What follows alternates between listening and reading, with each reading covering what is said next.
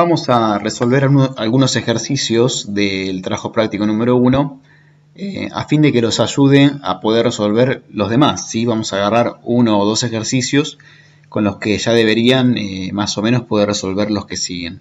Vamos a agarrar el ejercicio número 8. Yo ya me lo copié acá en un Paint y vamos a ir viendo algunas cositas. Primero que nada vamos a leer la consigna que dice lo siguiente. Indique los valores que deberían arrojar los instrumentos conectados en cada circuito. Adjunte todos los cálculos necesarios que justifiquen la respuesta. Si existiera algún caso en donde no sea necesario realizar cálculos, puede expresar con sus palabras la justificación. Y esto es importante, asumir que los instrumentos son ideales. Bien, ahora vamos a ir al circuito entonces, ejercicio número 8. Bien, lo que nos pide la consigna es que digamos qué valor va a arrojar este voltímetro que está conectado en este punto. Bien, lo primero que hay que hacer es recordar cómo es el circuito equivalente de un voltímetro, de un amperímetro, ¿sí? De los instrumentos. En el caso del voltímetro, si ustedes se fijan en la teoría, recordarán que el voltímetro tiene una resistencia interna infinita. Se lo simboliza con una resistencia interna en paralelo infinita, ¿sí? Es decir, yo podría dibujar esto acá, la resistencia en paralelo con el voltímetro, ahí, y con un valor infinito, ¿sí? ¿Y esto por qué? Porque lo consideramos ideal, ¿no? Si fuera un instrumento que no es ideal, no es infinito, pero igualmente será un valor muy alto. Entonces, lo que conviene hacer en estos casos, para ayudarse, digamos, a modo de ejercicio práctico, uno podría directamente olvidarse por un segundo del voltímetro y dejar su resistencia equivalente, ¿no? Porque en realidad lo que va a estar haciendo este circuito, este voltímetro, al estar conectado en este lugar, es comportarse igual que como su resistencia interna o como su circuito equivalente. Entonces, si ahora nos deshacemos de voltímetro, que ya no está más dibujado en el circuito, y dejamos solamente la resistencia interna, vemos que nos queda en serie, con toda esta malla, nos queda en serie esta resistencia de valor infinito. Y si tiene un valor infinito, la resistencia, directamente podríamos ni siquiera dibujarlo. Y convertir esta parte del circuito en un circuito abierto. Porque si tenemos una resistencia infinita, por acá no va a circular corriente. Es decir, esta corriente, vamos a ponerla en color rojo, o mejor en color azul, esta corriente que debería circular por acá, perdón por mi flecha, es una corriente que tiene un valor de 0. Bueno, básicamente ¿por qué? Porque esta resistencia es infinita, ¿no? Entonces esta malla nunca se cierra. Yo podría directamente abrir esto, vamos a sacarlo acá para que quede más bonito. Y claro, por esta malla nunca va a llegar la corriente, ¿sí? Es decir, una vez que llega a este nodo, a este de acá, la corriente va a venir por acá, se va a venir un poco por esta rama, pero por acá no va a poder circular corriente de ninguna manera porque tenemos una resistencia infinita, es decir que esta malla está abierta. Esa es la consecuencia de haber puesto un voltímetro en serie con esta malla. Entonces yo ahora lo que voy a hacer es, voy a volver para atrás y vamos a volver al voltímetro, ¿sí? O sea, estamos otra vez en el circuito original. Sabemos que no hay corriente por esta rama, ¿sí? Por acá no hay corriente por ninguna parte de esta malla. Por lo tanto, si uno tuviera que analizar las caídas de tensión que hay sobre esta resistencia de 5 ohms y esta otra resistencia de 5 ohms, bueno, recordemos que la ley de Ohm dice lo siguiente: para calcular la caída de tensión sobre una resistencia, sabemos que la caída de tensión, vamos a ponerle VR sobre una resistencia, es igual a la corriente que circula por esa resistencia por el valor de la resistencia en ohms. Ahora, nosotros sabemos que, vamos a copiar esto abajo otra vez, que esta intensidad es 0, porque es esta de acá. Nosotros queremos calcular la caída de tensión sobre estas resistencias. Y definitivamente va a ser 0, ¿no? Porque si yo acá en vez de la I pongo 0, VR va a ser 0. O sea que, si ahora dibujamos las caídas de tensión de estas dos resistencias que tenemos acá,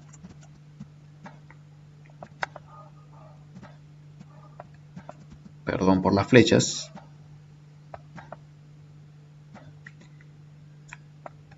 va a ser 0. ¿Sí? ¿Por qué? Bueno, porque no hay corriente por la rama. Si no hay corriente, no hay caída de tensión. Vamos a poner lo mismo en la otra resistencia. Muy bien. Entonces, ¿para qué nos sirve analizar esto, no? ¿Para qué nos sirve analizar esta caída de tensión sobre estas resistencias? Veamos ahora en dónde están conectados, en qué puntos está conectado el voltímetro. Lo tenemos conectado. Podríamos decir que en este nodo, vamos a poner un poco más grueso, en este nodo y en este nodo. ¿Sí? Estos son los dos extremos del voltímetro. Son los dos extremos en donde están conectados las puntas del voltímetro, digamos, ¿no? Entonces, ¿qué pasa con la diferencia de potencial en este punto y en este punto y en este punto y en este punto? Bueno, si uno se pone a recorrer la malla, digamos en sentido antihorario, no, perdón, horario, bueno, uno se encuentra que acá esto yo lo había puesto y se me fue, pero lo voy a volver a poner. Teníamos acá sobre esta resistencia una caída de tensión de 0 volt y acá también de 0 volt. ¿Qué quiere decir esto? Que si yo me pongo a recorrer la malla y paso por este nodo y después paso por este nodo, ¿hay alguna caída de tensión al pasar de este nodo a este nodo? Vamos a ponerle nombres, así no hablamos en el aire. Nodo A, nodo B, nodo C, nodo D y nodo E. Bien, ¿hay alguna caída de tensión al pasar del nodo B al nodo C? Bueno, acá vemos que no hay caída de tensión sobre esta resistencia. Por lo tanto, el potencial en el nodo B y en el nodo C va a ser el mismo, porque no hay caída de tensión al atravesar esa resistencia. Lo mismo va a pasar al pasar del nodo C al nodo D, y por supuesto que el nodo D y el nodo E, como es el mismo cable, y es, digamos, el mismo conductor, digamos, tampoco va a haber caída de tensión. ¿Qué quiere decir esto? Que el potencial en el punto B, en el punto C, en el punto D y en el punto E es exactamente el mismo. ¿Esto por qué? Bueno, porque no hay caída de tensión en las resistencias. ¿Y por qué? Bueno, porque hay un voltímetro conectado en serie. Y el voltímetro conectado en serie es una resistencia infinita. Esta resistencia infinita es la culpable de que no haya corriente en esta malla. Por lo tanto, no hay caída de tensión en ninguna de las resistencias y por lo tanto, el potencial en el punto B es el mismo potencial que en el punto E. ¿Qué quiere decir esto? Que yo podría reescribir mi circuito de la siguiente forma. Yo podría borrar toda esta parte porque no hay corriente y no hay caída de tensión. Podría borrarlo y directamente decir que el voltímetro, mejor vamos a separarlo. Vamos a separarlo ahí por un segundo. Y podría decir que, esperen que acomode un poco esto.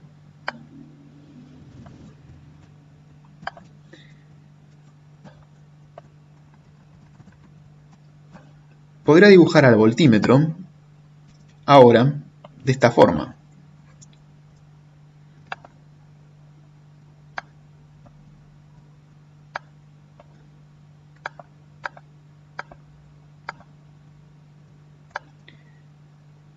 Es decir, directamente midiendo el potencial, bueno, no me quedó muy parejo, pero no importa, midiendo el potencial sobre el punto A y E, ¿sí?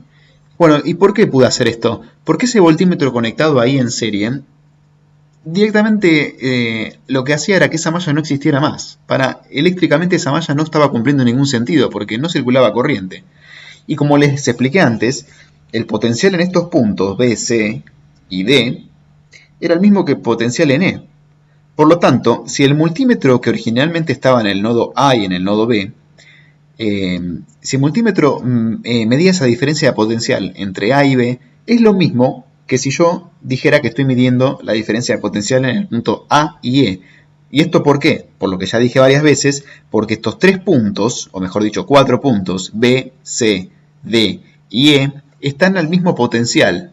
¿Por qué? Porque no hay corriente en la malla, por lo tanto no hay caída de tensión en ninguna de las resistencias, ¿sí?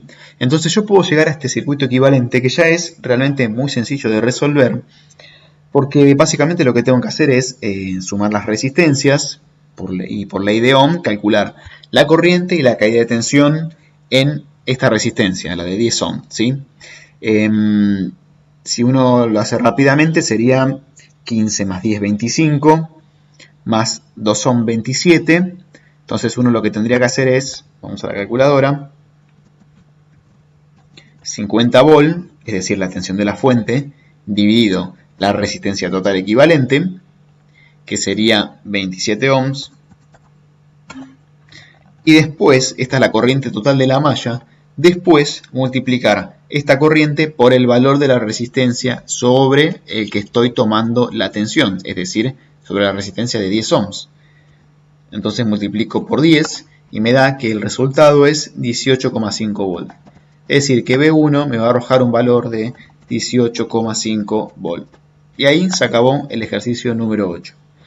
Por supuesto que toda esta deducción que yo acabo de contar, ustedes la tienen que dejar por escrito, ¿sí? Por eso la consigna decía que hay que hacer los cálculos que consideren necesarios o si no, aclararlo con sus palabras, con un simple texto aclarar cómo uno llega a la conclusión de que se puede reducir así el circuito y de por qué uno llega a este valor, ¿sí?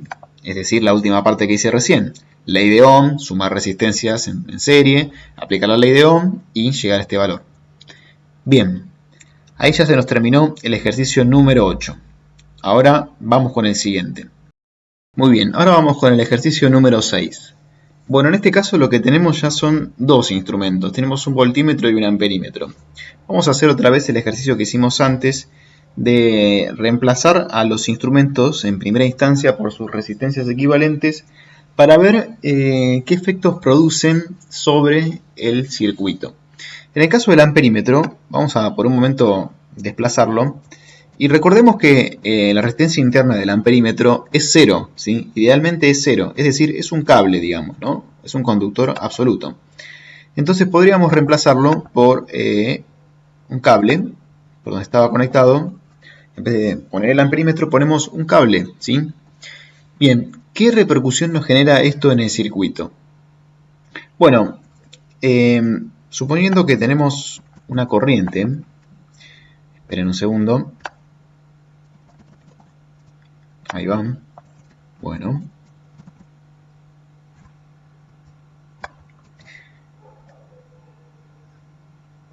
tenemos la corriente que viene por esta rama, llega a este nodo y ¿qué pasa acá, no? Bueno, tenemos un nodo, como sabemos, cuando hay un nodo la corriente se bifurca, pero todos habrán escuchado decir que la corriente es como los alumnos, vaga, es un dicho muy popular, porque siempre se dice que la corriente elige el camino más fácil, ¿sí? Por eso se dice que es como los alumnos. Bueno, esto claramente es un dicho popular, pero bueno, tiene algo de verdad, ¿no? Claramente es así, la corriente siempre va a querer elegir el camino más fácil. Entonces, si uno llega al nodo y hace la bifurcación, podría decir que si viene un poco por acá y otro poco va a venir por acá. Quizás esto conviene correrlo un poco más. Ahí. Bien. Llega a este nodo y tenemos este sentido de circulación de las corrientes, ¿no? Vamos a tener un poco que se va a ir hacia la rama de resistencia de 10 ohms y otro poco que se va a ir por este cable. Ahora bien, si lo pensamos y lo analizamos, teniendo en cuenta la particularidad de este circuito y teniendo en cuenta lo que dijimos de que la corriente elige el camino más fácil, la realidad es que no va a haber corriente que circule por esta rama. O si hay, va a ser muy pequeña y la vamos a despreciar. ¿Y esto por qué es? Bueno, porque básicamente la corriente al llegar a este nodo tiene dos caminos para seguir. Uno es extremadamente fácil, que es el lugar por donde no hay resistencia, no hay oposición al paso de los electrones. Y el otro camino sería elegir una resistencia que le ofrece justamente una oposición de 10 ohms. Es decir, la corriente no va a pasar por acá, se va a ir toda por esta rama. Por lo tanto, uno podría directamente agarrar esta rama y borrarla. Porque el efecto de colocar un amperímetro en paralelo con esta resistencia hace que la resistencia sea nula. La estoy cortocircuitando. ¿Por qué? Porque la resistencia interna del amperímetro es 0. Por lo tanto, mi nuevo circuito equivalente queda de esta forma. Ahora bien, podríamos volver a poner nuestro amperímetro en el lugar en el que estaba, pero teniendo presente de que el amperímetro es un corto, ¿sí? El amperímetro tiene una resistencia interna de 0. Entonces, ahora lo que nos va a leer este instrumento es la corriente que está circulando por esta rama, ¿sí? Vamos a girarla.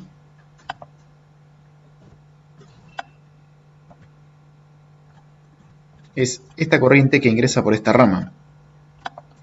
Bien, ¿cómo la hallamos? Es realmente muy sencillo. Otra vez es aplicar asociación de resistencias y ley de Ohm. Tenemos una fuente de 35 volt y una resistencia en serie, una de 2 ohms en serie con una de 5 ohms. Es decir, 5 más 2 tenemos 7 ohms.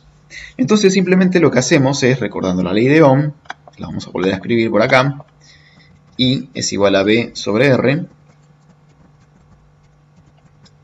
Entonces vamos a calcular esta corriente que circula por esta malla. ¿Cómo lo hacemos? Bueno, dividimos la tensión de la fuente por la resistencia total. Es decir, vamos a la calculadora. Y tenemos 35 volt dividido 7 ohms, que era el valor de la resistencia total. Esto nos da 5 amperes. Es decir, que la lectura que nos va a arrojar el amperímetro 1 es, ¿cuánto era? Ya me olvidé, 5 amperes. Y ahí se acabó el ejercicio. Otra vez, ustedes tendrán que justificar por qué pueden hacer esa reducción de circuito, por qué pueden eliminar la resistencia y cómo llegan al valor de 5 amperes. Ahora lo que nos queda, realmente es muy sencillo también, es calcular cuánto nos va a arrojar el voltímetro V1. Bueno, en este caso uno puede hacer el planteo de la resistencia equivalente, pero la realidad es que no nos va a ayudar de nada. Es decir, uno podría acá poner la resistencia equivalente del voltímetro en paralelo, como siempre se dibuja, pero no nos va a ayudar en nada. Ahora vamos a ver por qué. Primero que nada, esto sirve, hacer este reemplazo, sirve cuando uno detecta que hay uno de los instrumentos mal conectados. ¿Por qué digo mal conectados? En realidad, están bien conectados porque en ninguno de los casos que yo les di, un instrumento va a hacer que haya un cortocircuito o alguna falla, digamos. Pero la realidad es que no tiene ningún sentido poner un amperímetro cortocircuitando una resistencia, ¿sí? Como estaba acá en el circuito original. Esto yo se los doy justamente para que usen un poco la cabeza, pero si alguien hace esto en la vida real, está mal. Un amperímetro, el que está acá, no se puede, no se debería. Poder se puede, pero no se debería poner en paralelo una resistencia porque uno la está cortocircuitando, está influyendo al circuito y uno cuando mide no quiere generar influencias en el circuito, quiere tratar de perturbarlo lo menos posible. Entonces cuando uno ve que hay un amperímetro puesto en paralelo a una resistencia, es conveniente para ayudar al cerebro y hacer el ejercicio mental, plantear cómo quedaría el circuito equivalente teniendo en cuenta la resistencia equivalente del instrumento. En este caso el amperímetro, como les dije, está mal conectado, o sea, está bien, pero no es lo ideal. Entonces en estos casos conviene hacer ese reemplazo, conviene reemplazar toda esta rama por un corto, que es lo que genera el amperímetro. Pero en este caso el voltímetro está en paralelo a la resistencia y acá está bien colocado el voltímetro, porque recuerden que la tensión se mide en paralelo. Entonces, cuando yo haga esta medición, no voy a estar generando ninguna perturbación sobre el circuito. Ahora, si ustedes recuerdan el ejercicio número 8 que hicimos antes, el voltímetro estaba en serie. Esto tampoco es correcto, ¿sí? Repito, este circuito va a funcionar, pero no es lo que hay que hacer. Uno no debe poner un voltímetro en paralelo, no están diseñados para eso. Entonces, en este caso también nos sirvió recurrir y utilizar el circuito equivalente de voltímetro. ¿Por qué? Porque está mal conectado entre comillas, ¿no? O sea, no está cumpliendo la función que se debe. Sin embargo, ya vimos que nos va a arrojar una lectura correcta, ¿sí? Pero entonces, ¿a qué quiero llegar con esto? Que cuando ustedes vean en estos circuitos que hay un voltímetro en serie o un amperímetro en paralelo, es decir, los instrumentos están conectados de forma incorrecta, conviene hacer el reemplazo por la resistencia equivalente. En este caso, volviendo al ejercicio, el voltímetro está bien colocado, está conectado sobre una resistencia en paralelo. Es decir, ¿qué va a medir? Va a medir la caída de tensión sobre esta resistencia de 2 ohms. Por lo tanto, ni necesitamos realmente poner esta resistencia equivalente de voltímetro, ¿sí? No la vamos a necesitar, no nos va a ayudar en nada a nuestra resolución. Y bueno, ¿cómo termina este ejercicio? Muy sencillo. Yo lo que quiero medir es la caída de tensión sobre esta resistencia. Ya sabemos que la corriente que circula por esta rama es de 5 amperes. Por lo tanto, por ley de Ohm, la tensión que va a caer sobre esta resistencia es I por R. Es decir, 5 amperes por 2 ohms. Y eso nos da un resultado de 10 volt. Por supuesto que ni voy a usar la calculadora, pero la BR es de 10 volt. ¿Y esto de dónde sale? De hacer 5 amperes por 2 ohms. Ahí. Y ahí se acabó el ejercicio número 6. Bien, eso es todo. No hay ninguna magia más. Recuerden, la clave está en saber reemplazar los instrumentos por su resistencia equivalente y ayudarse, teniendo en cuenta la explicación que les di recién, cuando conviene hacer el reemplazo absoluto, es decir, cambiar el instrumento por su resistencia equivalente, o cuando no nos ayuda en nada, ¿sí? Recuerden, si un voltímetro está colocado en paralelo sobre una resistencia, el voltímetro está bien colocado, por lo tanto, directamente tengo que hallar el valor de esa caída de tensión. Si el voltímetro está en serie, me está generando una repercusión en el circuito y me conviene reducir el circuito teniendo en cuenta su resistencia interna equivalente. Y lo mismo para el amperímetro. Si quedan dudas, me pueden escribir y si no, lo veremos en clase.